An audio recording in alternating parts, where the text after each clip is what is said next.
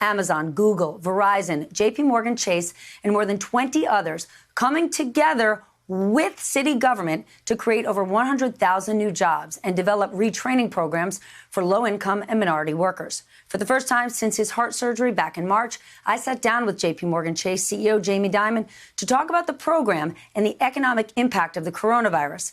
As the only person who led a major bank during the '08 financial crisis and now the COVID crisis, he has deep concerns about how we can recover without widening the inequality gap across the country. My first question to him: why has he joined and led this initiative? It is a huge effort, and the important part, as you're right, is it's 30 CEOs coming together to try to tackle one of society's big problems, which is getting inner city school education, largely minority, that getting these kids through school and with a high-paying job. And I personally don't think you're going to fix it just government alone. I think you need business. 80% of the jobs are in business. Business has AI. We know what we need. We know how we need it. In effect, we can help train the trainers. But is business tackling these problems because government failed in terms of policy and didn't do their job? Possibly, but that's trying to point fingers who's to blame. My point is, I don't care who's to blame. I want to get those kids, whether it's out of high schools or community college or college, so that when they get out, they say, my God, I've got a job that's well-paying. Philanthropy is a drop in the bucket. Business can only do so much. You do influence government. From a government perspective, when you look at the economic impact and the pain people are feeling, what do we need to happen most right now from our government? What do they need to focus on? So can I just separate the long term? Because we always focus too much in the short run. COVID is a problem. We will get through it. How? Okay, well, I'm going to get to it in a second. It's a problem. We'll get through it. America is very resilient. But we have to fix infrastructure. We have to fix immigration. We have to fix education. We have to fix health care. Those things are actually extremely damaging, and we have to acknowledge it. And more to the poorer folks here, minorities, not to me. And so, to me, we should attack those problems. But COVID itself, I think the government took bold, dramatic action. And I'm going to give credit to Stephen Mnuchin, Jay Powell, the administration, and the Democrats and Republican Congress. Who would have thought they could move that quick? PPP, and you can argue with PPP, and it's been redesigned a couple of times, but they moved very quickly, probably saved 30, 35 million jobs. Though we're not through this thing yet. The government has got to do a little bit more around, particularly for small business, unemployment insurance, et cetera, to get us through the next 3 to 6 months as we open up. We're going to have to open up. It could be done safely and soundly. You've seen it being done in countries around the world. We've made a few mistakes in certain parts of this country, but opening up will be okay. You can go back to work safe and sound, and so that hopefully the economy will have a chance to recover. There's going to be some scar tissue from this one, but that we have a chance to recover. Right now, do you think we can? You've got 200,000 employees do you think you can bring them back to work safely? Because we have millions of kids that need to go back to school safely. You guys came in here today, and there's some people. I think this building is about 10% occupied. The trading floor is about 25%. And remember, we have 4,000 branches open. That's 40,000 people right there. We've got people who move money and cash and vaults who are working every day. So we have a lot of people who work, but there are a lot. So there's still 150,000 people working from home. And I think while there may be some permanency to some of that, there's a huge value to working together in terms of collaboration and creativity and training the younger people. Hopefully there'll be a vaccine, and hopefully people do it really safely. I mean, we're not going to do anything to jeopardize our people. We're giving a lot of flexibility, particularly as schools are not opening, and so we have to figure it out, but we'll navigate through it. Should schools reopen? I don't know the answer to that. I have daughters with children, and one says X and one says Y. Things have to be done safely, and I just don't know exactly how to go about that. But we're good. But the society has to reopen. We can't be doing this a year from now and think that it won't cause devastation in the economy. And by the way, to the health of people. But the health effects, the negative health effects of that in terms of depression and drugs, et cetera, can be really bad.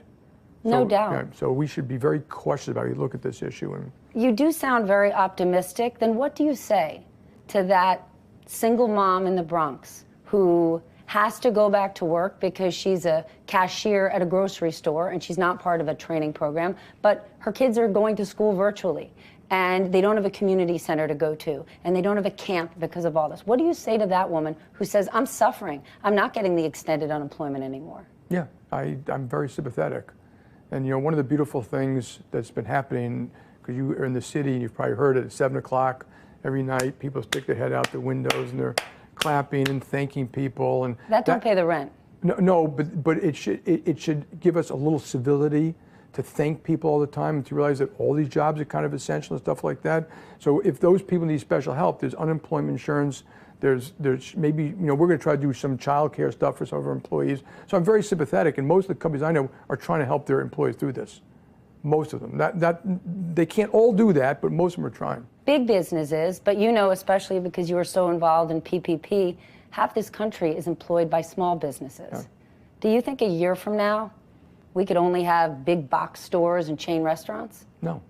How are they going to stay in business? Well, I mean, there are 20 million or some small businesses. A lot of them are one-person shops, but there are a lot of successful ones that are still working. They're selling goods on Amazon, but there are the ones who are really suffering. Why do you feel so confident? Because I just keep thinking about the 30 million people that don't have jobs right now, or who are being forced to go back to work, and they don't have child care or health care. If we don't provide health care to every working American, how can they feel safe to go work? I mean, it's a great question, but I can't answer that one question. But remember, everyone gets health care who goes to a hospital. So you do get health care, you can get tested, you get a bunch of different things, but COVID just made it look worse. Health care has been a problem for 30 years. We spend twice as much as other countries. There are 40 million people uninsured. The outcomes, we have unbelievable doctors, unbelievable hospitals and medical and pharma and devices, but twice as much, and we don't have twice as good outcome. We don't teach nutrition and wellness in high school, and we should. There's so many basic things that we don't do as a society that would have made this much better. Well, then, given how well you know the financial system, big business, small business, consumers, you have a lot of influence over the government. You're a big part of the business roundtable. As Congress is determining the next economic relief package, what do you think they need to do most? Yeah, I don't think we have that much influence. And remember, the folks in Congress speak to everybody. They've got a lot of different groups they speak to. They're trying to figure out the right thing. But I do think there'll be unemployment insurance extended.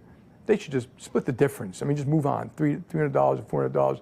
There should be PPP, some kind of extension, particularly focused on the folks who need kind of the restart money or the ones who didn't get it the first go around, because a lot of news outlets are saying that minority businesses got much less than they actually needed. Then how do you read this time? Would you say we're in a recession while houses are? Yes. We're in a recession, but you're going to have a delayed effect of seeing the normal effect of recession.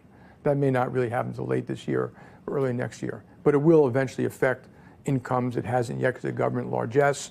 Home prices, well, it will when people realize they may not have a job. So yeah, you're going to see some of the effects of that. You care an awful lot about policy. We've been talking more about policy than JPMorgan P&L. Does that mean you could see yourself as a member of an administration, maybe a Treasury Secretary? I love what I do, and I don't think I'm suited to politics. Well, we'll soon find out. Jamie Dimon, who is chairing the New York Jobs Council, that program, the New York program, is a blueprint with a plan to put it across the country, trying to retrain people for the jobs of tomorrow. Hey there, I'm Chris Hayes from MSNBC. Thanks for watching MSNBC on YouTube. If you want to keep up to date with the videos we're putting out, you can click subscribe just below me, or click over on this list to see lots of other great videos.